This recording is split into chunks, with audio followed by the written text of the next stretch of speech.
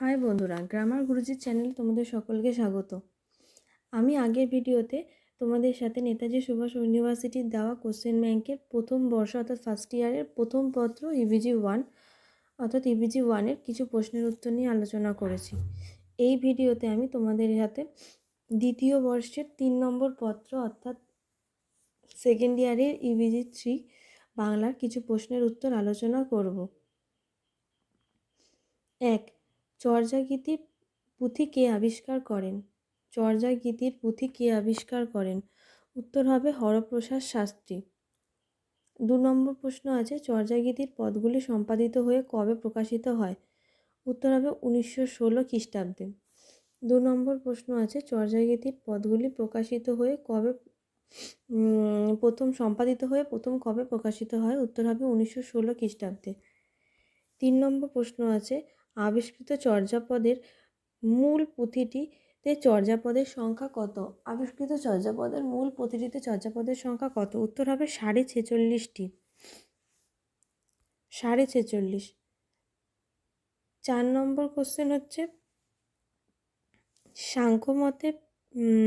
সাংখ্যমত চারিলে দহীন বাম্মা হই এর পদকর্তা কে? উত্তর হবে চাটিলপাদ। 5 নম্বরে আছে, শ্রীকৃষ্ণ কীর্তন কাব্যটি প্রথম কোন প্রকাশনা থেকে প্রকাশিত হয়? উত্তর হবে বঙ্গীয় সাহিত্য পরিষদ। 6 নম্বরে আছে, মাথা মুন্ডিয়া যোগিনী হোয়া বেড়াইব নানা দেশ পংক্তিটি কত সংখ্যক পদের রচনা? উত্তর হবে 6 নম্বর পদ। এই পংক্তিটি আছে 6 নম্বর পদে। রূপ লাগি আঁখি ঝরে গুণে মনোভর কোন পদকর্তার রচনা? কোন পর্যায়ের পদ? রূপ লাগি আঁখি ঝরে গুণে মনোভর কোন পর্যায়ের পদ? উত্তর হবে পূর্বরাগ অনুরাগ। এটা হবে পূর্বরাগ অনুরাগ পর্যায়ের পদ। 7 নম্বর কোশ্চেনটা।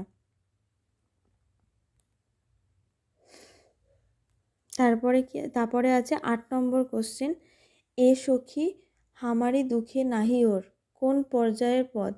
হে সখী আমারি দুঃখে নাহি ওর কোন পর্যায়ের পদ? এটা হবে মাথুর পর্যায়ের পদ। তারপরে বলেছে চণ্ডীদাস কেমন কবি? উত্তর হবে চণ্ডীদাস প্রেমের কবি। চণ্ডীদাস কেমন কবি? উত্তর হবে চণ্ডীদাস প্রেমের কবি।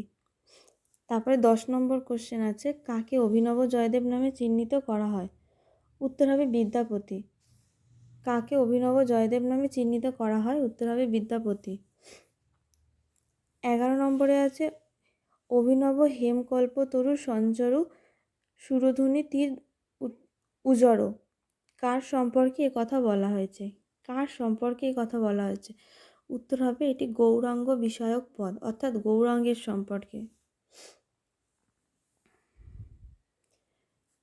তারপরে বলেছে বৈষ্ণব সাহিত্যে কয়টি রস স্বীকৃত? বৈষ্ণব সাহিত্যে কটি রস স্বীকৃত? উত্তর হবে 6টি। 13 নম্বরে আছে, কৃত্তিবাস অনুমোদিত রামায়ণের নাম কি? উত্তর হবে শ্রীরাম পাঁচালী। কৃত্তিবাসী রামায়ণ বা শ্রীরাম পাঁচালী। তারপরের কোশ্চেন অর্থাৎ 14 নম্বর কোশ্চেন আছে, রাবণ কাকে সোনার হরিণের রূপ ধারণ করে সীতার কাছে পাঠিয়েছেন?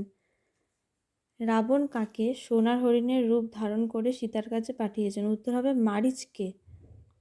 উত্তর হবে মারীচকে। তারপরে 15 নম্বর কোশ্চেন আছে, গৌরাঙ্গের শৈশব ক্রিয়া বর্ণনা আছে চৈতন্য ভাগবতের আদি খণ্ডের কোন অধ্যায়ে? উত্তর হবে 4র্থ অধ্যায়ে। আদি খণ্ডের 4র্থ অধ্যায়। তারপরের কোশ্চেন হচ্ছে, কাব্য হলো গম্ভীর অনুভূতির স্বতঃস্ফূর্ত উচ্ছলন একথা কে বলেছেন? 16 নম্বর কোশ্চেন হচ্ছে, কাব্য হলো গম্ভীর অনুভূতির স্বতঃস্ফূর্ত উচ্ছলন একথা কে বলেছেন? এটা হবে একথা বলেছেন কবি ওয়ার্ডসওয়ার্থ। একথা বলেছেন ওয়ার্ডসওয়ার্থ। সনেট কি ধরনের কবিতা? সনেট কি ধরনের কবিতা? উত্তর হবে সনেট লিরিক কবিতা। সনেট কী ধরনের কবিতা? উত্তর হবে সনেট লিরিক কবিতা।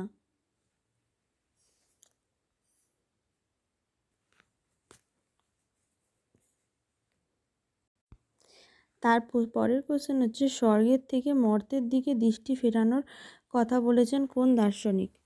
স্বর্গের থেকে মর্তের দিকে দৃষ্টি ফেরানোর কথা বলেছেন কোন দার্শনিক? এখানে হবে দার্শনিক কোঁৎ। দার্শনিক কোঁৎ।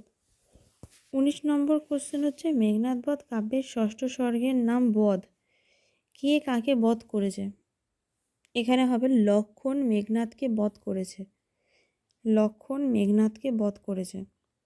20 নম্বর কোশ্চেন সোনার তরী কাব্যের প্রকাশকাল কত? সোনার তরী কাব্যের প্রকাশকাল কত? উত্তর হবে 1994 খ্রিস্টাব্দ। সোনার তরী কাব্যের প্রকাশকাল 1994 খ্রিস্টাব্দ।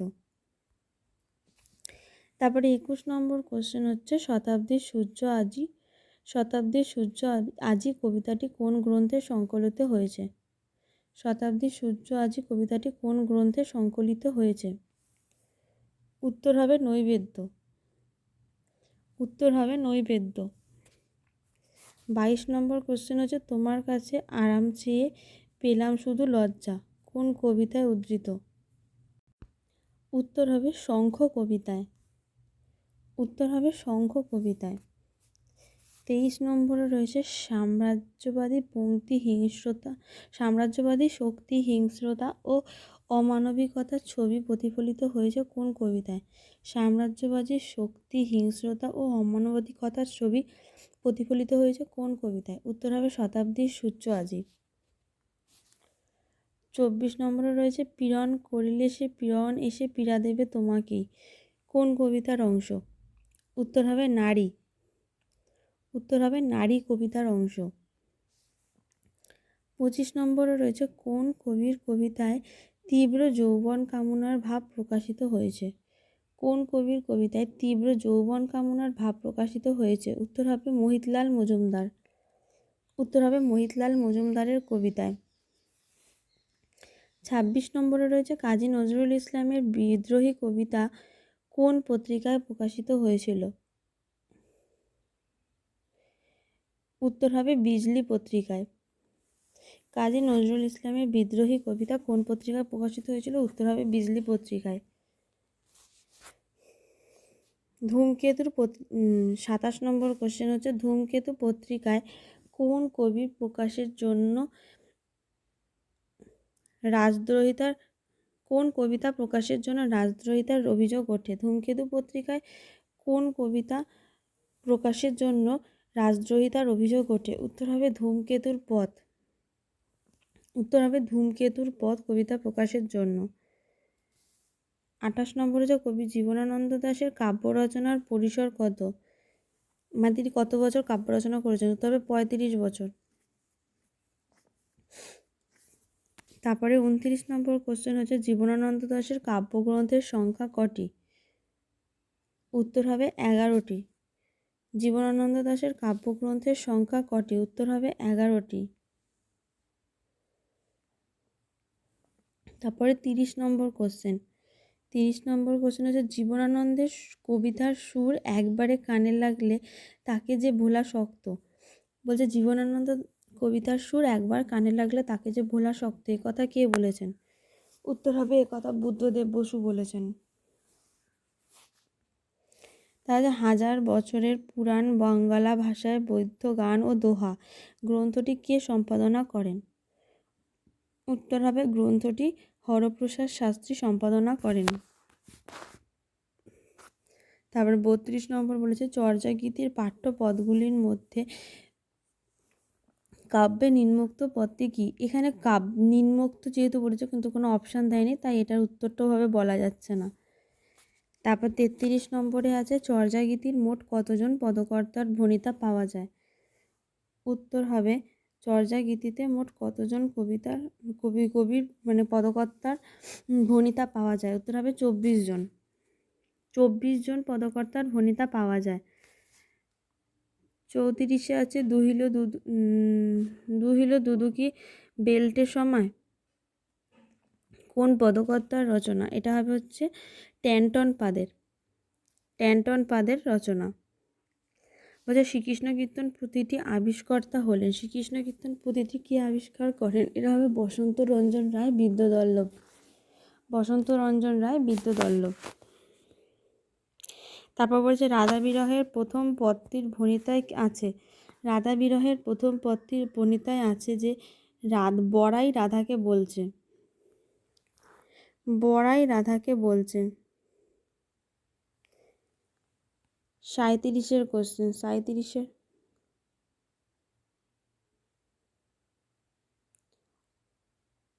ও না, ভুল হলো, সরি। রাধা বিরহের প্রথম পদটির ভণিতায় আছে, ওই উত্তরটা পাওয়া যায়নি। 37 নম্বর কোশ্চেনের উত্তরটা হবে কে কাকে বলেছে, ওটা হবে হচ্ছে বড়াই রাধাকে বলেছে। সরি, 36 নম্বরের উত্তরটা পাওয়া যায়নি, পেলে বলে দেওয়া হবে। আর 37 নম্বরের উত্তরটা হচ্ছে বড়াই রাধাকে বলেছে। 38 নম্বর কোশ্চেন হচ্ছে রাধা বিরহের তথ্যে শ্রীকৃষ্ণ কীর্তনের প্রাপ্ত শেষ পদটির বক্তা কে? উত্তর হবে কৃষ্ণ। 39 নম্বর কোশ্চেন হচ্ছে অভিসার পর্যায়ের শ্রেষ্ঠ পদকর্তা কে? উত্তর হবে অভিসার পর্যায়ের শ্রেষ্ঠ পদকর্তা গোবিন্দ দাস। তারপরে বলেছে গোবিন্দ দাসকে কবিরাজ উপাধি কে দেন? ওটা হবে হচ্ছে শ্রীজীব গোস্বামী। শ্রীজীব গোস্বামী তিনি গোবিন্দ দাসকে কবিরাজ উপাধি দেন। 41 নম্বর কোশ্চেন। 41 নম্বর কোশ্চেন হবে রূপ গোস্বামী পূর্বরাগের কয়টি দশার কথা বলেছেন? জীব গোস্বামী পূর্বরাগে কটি দশার কথা বলেছেন? ওখানে হবে উত্তর হবে হচ্ছে 10টি দশার কথা বলেছেন। 10টি দশার কথা বলেছেন। 42 নম্বরে আছে কত চতুরানন করি করি যাও নচুয়া আসি অবসানা কোন পদকর্তার রচনা? এটাও হবে বিদ্যাপতির। কোন পদকর্তার রচনা? বিদ্যাপতি।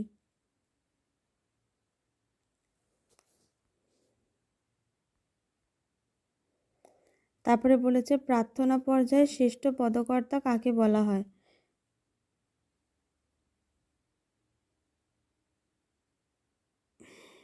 এটা হবে হচ্ছে প্রার্থনা পর্যায়ে শ্রেষ্ঠ পদকর্তা বলা হয় বিদ্যাপতিকে। প্রার্থনা পর্যায়ে শ্রেষ্ঠ পদকর্তা বলা হয় বিদ্যাপতিকে।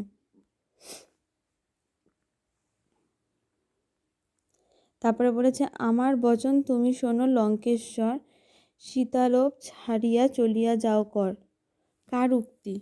উত্তর হবে এটা মারীচের উক্তি।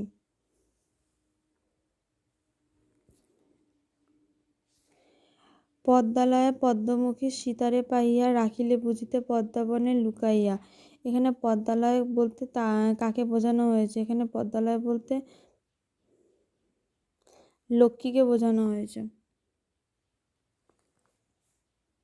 46 নম্বরটা হচ্ছে অত্রি মুনি রামকে তার আশ্রম ছেড়ে কোথায় যাওয়ার উপদেশ দিলেন? উত্তর হবে দন্তকারণ্যে। দন্তকারণ্যে অত্রি মুনি রামকে দন্তকারণ্যে আশ্রম ছেড়ে যাওয়ার উপদেশ দিয়েছেন। 47 নম্বর হবে বৃন্দাবন দাসের প্রথমে তার চৈতন্য জীবনীর নাম কি রাখেন? বৃন্দাবন দাস প্রথমে তার চৈতন্য জীবনীর নাম কি রাখেন? উত্তর হবে চৈতন্য মঙ্গল। চৈতন্যদেবের জন্মসাল কত? উত্তর হবে চৈতন্যদেবের জন্মসাল 1486। উত্তর হবে চৈতন্যদেবের জন্মসাল 1486।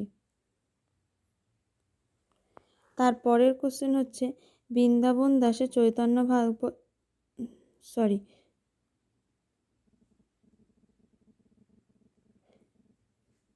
তারপরে 50 নম্বর কোশ্চেন হচ্ছে কাব্য হলো জীবনের সমালোচনা।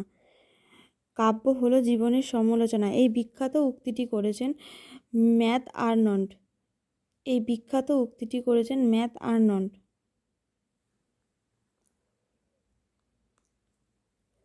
51 নম্বরে আছে বাংলা কাব্যে আধুনিকতার সূচনার প্রথম লক্ষ্য করা যায় যার কবিতায় তিনি হলেন ঈশ্বরগুপ্ত। তিনি হলেন ঈশ্বরগুপ্ত। 52 নম্বরে রয়েছে মেঘনাদ বধ কাব্যে নাহিকাজ সীতায় উদ্ধারী কে কাকে একথা বলেছেন? নাহিকাজ সীতায় উদ্ধারী কে কাকে একথা বলেছেন? উত্তর হবে রামচন্দ্র লক্ষ্মণকে একথা বলেছেন। 52 নম্বর কোশ্চেন, নাহিকাজ সীতায় না হ্যাঁ নাহিকাজ সীতায় উদ্ধারী একথা কে কাকে বলেছেন? এটা হবে রামচন্দ্র লক্ষ্মণকে বলেছেন। 53 নম্বর কোশ্চেন, রবীন্দ্রনাথের স্বনামে প্রকাশিত প্রথম কবিতা। রবীন্দ্রনাথের স্বনামে প্রকাশিত প্রথম কবিতা হবে হিন্দু মেলার উপহার। হিন্দু মেলার উপহার। 54 নম্বর কোশ্চেন, রবীন্দ্রনাথ রচিত শেষ কবিতাটির নাম কি? উত্তর হবে তোমারই সৃষ্টির পথ রেখেছ অকীর্ণ করি। কবিতার নাম হচ্ছে, রবীন্দ্রনাথ রচিত শেষ কবিতা হচ্ছে তোমারই সৃষ্টির পথ রেখেছ অকীর্ণ করি। 50 নম্বর হবে, সেই হোক তোমার সভ্যতার শেষ পুণ্যবাণী। সেই পুণ্যবাণী কি? উত্তর হবে ক্ষমা করা। শেষ পুণ্যবাণী কি? ক্ষমা করো। কাজী নজরুল ইসলামের প্রথম কাব্যগ্রন্থের প্রকাশকাল। কাজী নজরুল ইসলামের প্রথম কাব্যগ্রন্থের প্রকাশকাল হচ্ছে 1329 বঙ্গাব্দের কার্তিক মাস বা 1922 খ্রিস্টাব্দের অক্টোবরে। প্রথম কাব্যগ্রন্থ হচ্ছে অগ্নিবীণা। প্রথম কাব্যগ্রন্থ অগ্নিবীণা, এটি প্রকাশ হয় বাংলার 1329 বঙ্গাব্দের কার্তিক মাসে আর ইংরাজির 1922 খ্রিস্টাব্দের অক্টোবরে। 57 নম্বরটা হবে, পারি নাই বাছা মোর হে প্রিয় আমার দুই বিন্দু দুগ্ধ দিতে। কোন কবিতার অংশ? উত্তর হবে দরিদ্র। কোন কবিতার অংশ? উত্তর হবে দরিদ্র। 58 নম্বরটাও একই দিয়েছে, দেখুন নিম্নোক্ত কোন কাব্যগ্রন্থ, তো এখানে যেহেতু অপশান দেওয়া নেই তাই এটা বলা যাচ্ছে না। 59টাও তাই একই রয়েছে, এদের অপশান না দিলে এটা বলা যাবে না। তো 60 নম্বরে রয়েছে রবীন্দ্র জীবনী ও রবীন্দ্র সাহিত্যের প্রবেশক গ্রন্থের রচয়িতা কে? উত্তর হবে প্রভাত কুমার মুখোপাধ্যায়। রবীন্দ্র জীবনী ও রবীন্দ্র সাহিত্যের প্রবেশক গ্রন্থের রচয়িতা প্রভাত কুমার মুখোপাধ্যায়। তো আশা করি বন্ধুরা এটা থেকে তোমাদের কিছু উপকার হবে, আর পরে চেষ্টা করছি অন্যগুলোরও ভিডিও দেওয়ার।